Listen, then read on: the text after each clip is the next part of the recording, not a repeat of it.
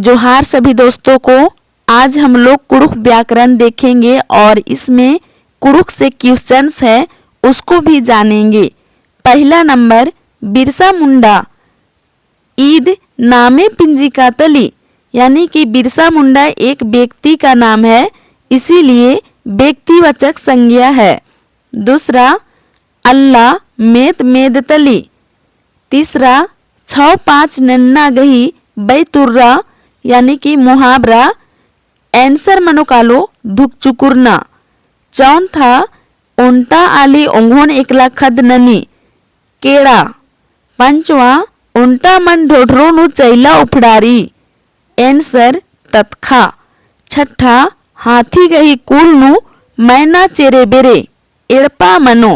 संतवा, खैका कंकती अम उर्खी, इदी गही आंसर कुल्हू मनो, जम्मोरी धैन।